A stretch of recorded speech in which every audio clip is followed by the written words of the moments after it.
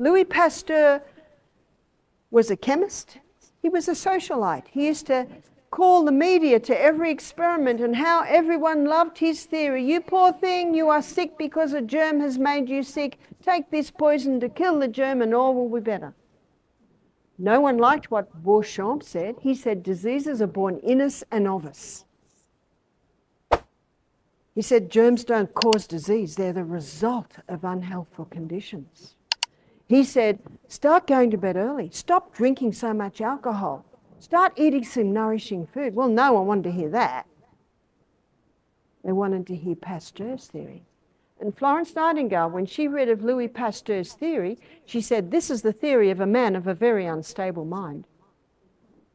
And anyone who believes it is equally unstable because germs don't cause disease, they're the result.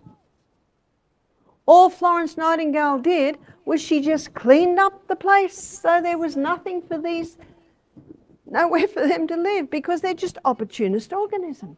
That's what they are. One day Antoine Béchamp got a dead cat.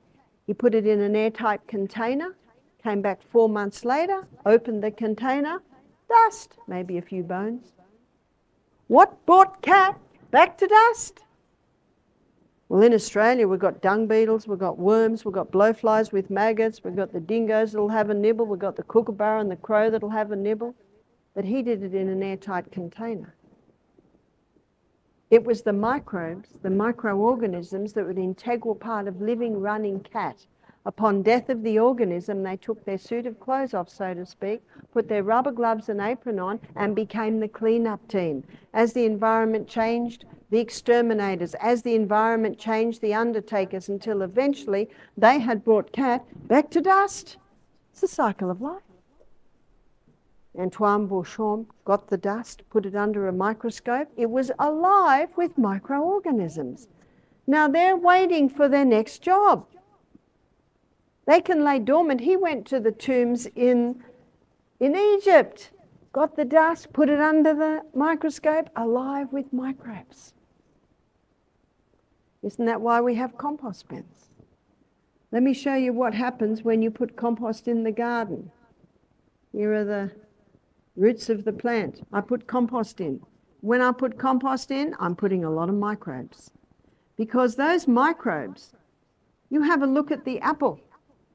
The apple tree develops a blossom in spring under the action of microbes. Then it develops the apple under the action of the microbes. But the apple is not ready to eat. It's too bitter. It's got to ripen. What ripens the apple? The same microbes. They just change roles according to the environment. No one eats the apple, so what happens to the apple? It rots under the action of the same microbes. They just change roles according to the environment.